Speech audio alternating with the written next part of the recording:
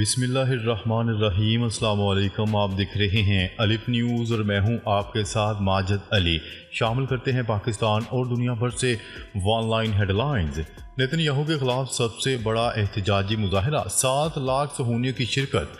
सुहूनी हुकूमत के वज़ीर आज़म के खिलाफ होने वाली मुजाहरे में 7 लाख से ज़ायद इसराइलियों ने शिरकत की, जिनमें सुहूनी पार्लियामेंट के बाद अरकान भी शामिल थे।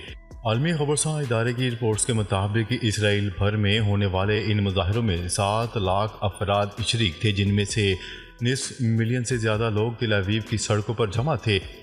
मुजाहरीन नेतन्याहू कैदियों का कातिल है जैसे नारे लगा रहे थे। फिलाडेल्फिया कॉरिडोर और रफा क्रॉसिंग पर इसराइली मौजूदगी को मुस्तरद करते हैं मिस्री ज़राए।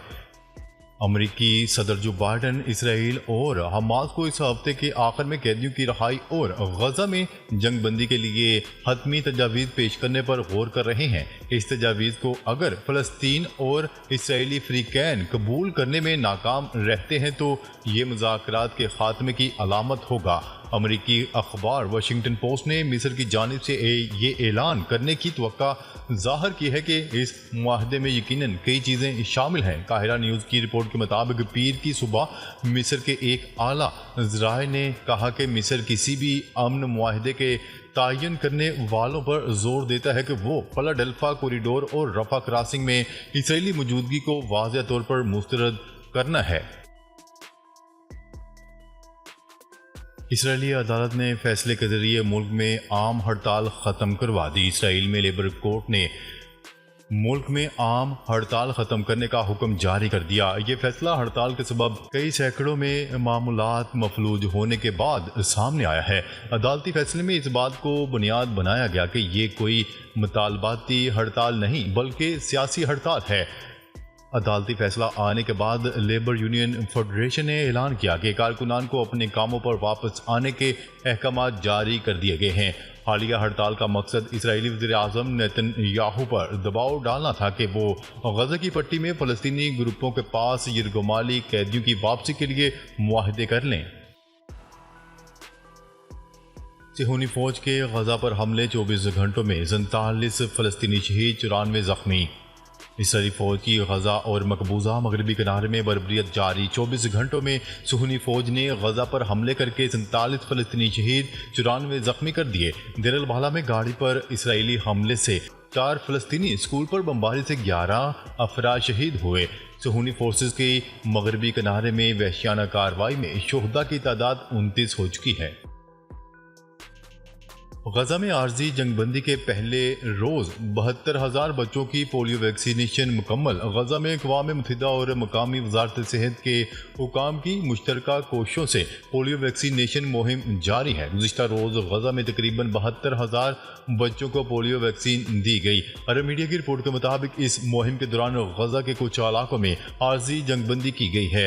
एतवार के रोज़ गजा की पट्टी में पोलियो के कतरे पिलाने की मुहिम बाज़ाब्ता शुरू हुई थी, जिसका ऐलान गजा में वज़ारत सेहत के एक अहलकार ने AFP से बात करते हुए किया।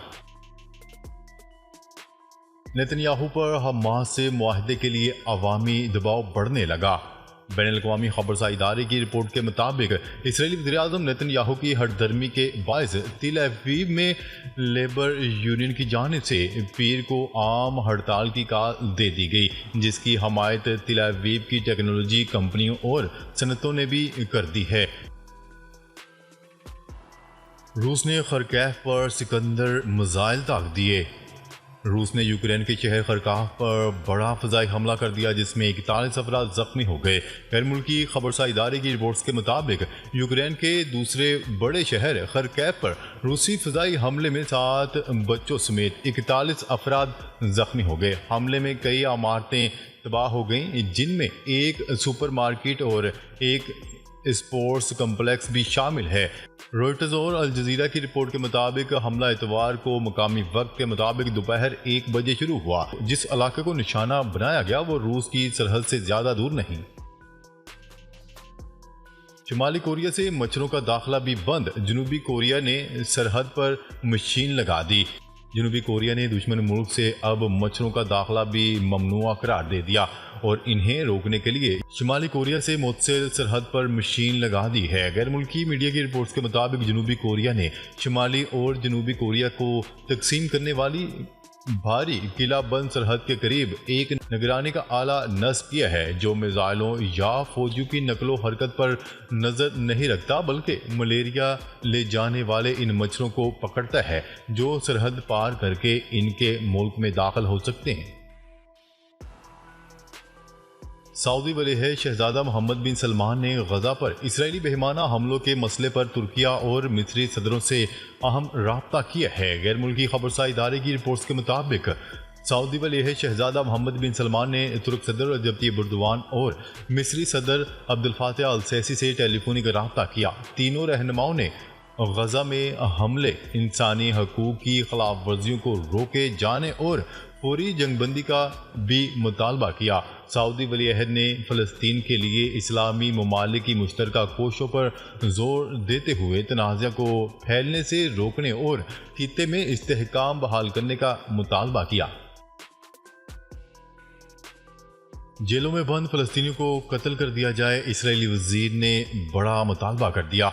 इसराइल के वज़ीर बराए कौमी सलामती इतमार बिन गोयर ने एक बार फिर हठधर्मी का मुजाहिरा करते हुए मुतालबा कर दिया है कि मकबूजा दरिया उर्दन के मगरबी किनारे के अवाम के लिए नई सज़ाएँ मुकर्रर की जाएँ और इसराइली जेलों में बंद फ़लस्तीनियों को कत्ल कर दिया जाए। बैन अल-अक़वामी खबरसार इदारे की रिपोर्ट के मुताबिक बेन गोयर ने अल खलील से 3 इसराइली फ़ौजियों की हलाकत का सबब बनने वाले मुसल्लह हमले के बाद सोशल मीडिया एक्स पर अपना पैगाम जारी किया। इसराइली वज़ीर ने मुतालबा किया है कि इसराइलियों का जिंदा रहने का हक फ़लस्तीनी इंतज़ामिया के शहरियों के आज़ादाना हरकत के हक पर फोकियत रखता है।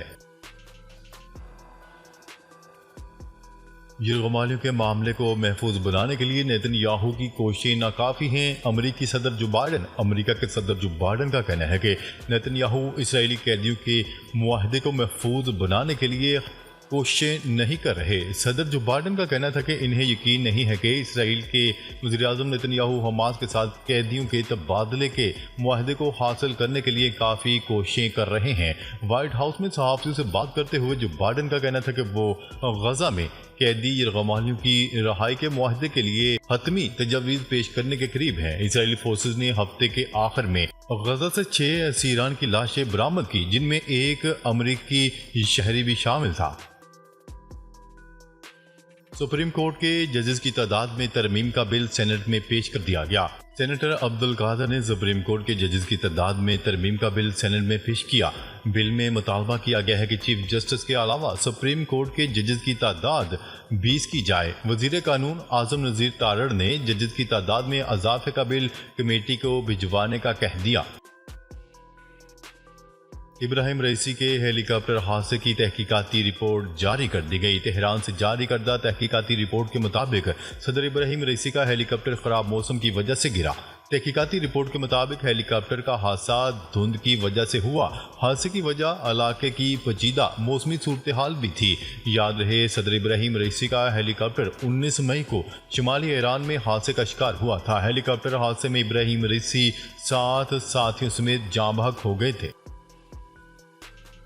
इराक में 27 साल बाद होने वाली मरदमशुमारी के दौरान 2 रोज़ा कर्फ्यू नाफज करने का फैसला। इराक में 27 साल बाद मरदमशुमारी 20 और 21 नवंबर को करवाई जाएगी। आलमी खबरसार इदारे की रिपोर्ट के मुताबिक इराक के वज़ीर आज़म ने कहा है कि मरदमशुमारी को आसान और महफूज बनाने के लिए 20 और 21 नवंबर को मुल्क भर में कर्फ्यू नाफिज रहेगा। इराक में भी मरदमशुमारी हर 10 साल बाद करवाई जाती है। ताहम 2007 में होने वाली मरदमशुमारी मुल्क में जारी खाना जंगी, सियासी बहरान और अमनो आमा की मखदूश सूरत हाल के बायस नहीं हो सकी थी। हमास की कैद में हलाक 6 इसराइली यरगमालियों की पोस्टमार्टम रिपोर्ट सामने आ गई। इसराइली फौज ने दावा किया था कि गजा में 6 इसराइली फौजियों की लाशें पुरअसरार हालत में एक सुरंग से मिली थीं, जिन्हें हमास ने कत्ल किया, जबकि हमास का कहना था कि यरगमाली अपनी फौज की ही बमबारी में मारे गए। आलमी खबरसार इदारे की रिपोर्ट के मुताबिक इसराइल की वजारत सेहत का कहना था कि 6 यरगमालियों की लाशों का postmortem Abu Kabir forensic institute में किया गया, जिसमें चौंका देने वाले इंकशाफात सामने आए हैं। पोस्टमार्टम रिपोर्ट में कहा गया है कि यरगमालियों को पोस्टमार्टम से 48 से 72 घंटे कबल यानी जुमेरात और जुमा की दरमियानी शब किसी भी वक्त कत्ल किया गया होगा और इन्हें नहायत ही करीब से मुतअद्दिद गोलियां मारी गईं। इसराइली फौज के तर्जुमान का मजीद कहना था कि हमास ने इन इसराइली यरगमालियों को उस वक्त कत्ल किया जब हमारी फौजें इन्हें रिहा करवाने के लिए नहायत ही करीब पहुंच चुकी थीं और हमने एक यरगमाली को रिहा भी करवाया था। इसराइल का अपने यरगमालियों की हलाकत पर सलामती कौंसिल का इजलास बुलाने का मुतालबा। गजा की एक सुरंग से 6 इसराइली यरगमालियों की लाशें मिलने पर अक़वाम मुत्तहिदा में इसराइली सफ़ीर ने सलामती कौंसिल का इजलास तलब करने का मुतालबा कर दिया। आलमी खबरसा इदारे की रिपोर्ट के मुताबिक अक़वाम मुत्तहिदा में इसराइली सफ़ीर ने सलामती कौंसिल से कहा कि गजा में यरगमालियों की हलाकत पर हमास की मज़म्मत करने के लिए फौरी इजलास बुलाया जाए। सऊदी एयरलाइन बर वक्त कारकर्दगी के लिहाज से आलमी फहरिस्त में पहले नंबर पर आ गई। तर्जुमान के मुताबिक सऊदी एयरलाइन ने मुसलसल दूसरी बार ये एजाज़ अपने नाम किया।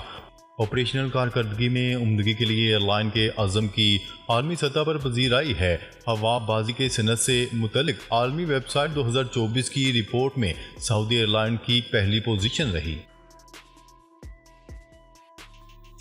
दुनिया से मुज़ाकरात करने और $100 बिलियन की सरमायाकारी मुल्क में लाने की ज़रूरत है। ईरानी सदर मसूद पज़ेश्कियान का कहना था कि दुनिया से मुज़ाकरात करने और $100 बिलियन की सरमायाकारी लाने की ज़रूरत है।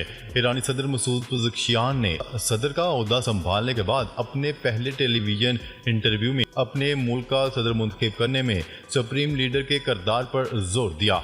उन्होंने गैर मुल्की सरमायाकारी मुल्क में लाने और दुनिया और बैरून मुल्क ईरानियों के साथ राब्ते की अहमियत पर जोर दिया। उन्होंने कहा कि बिजली और बैंकों में अदम तवाज़ुन के साथ 8% नमू हासिल करना मुमकिन नहीं।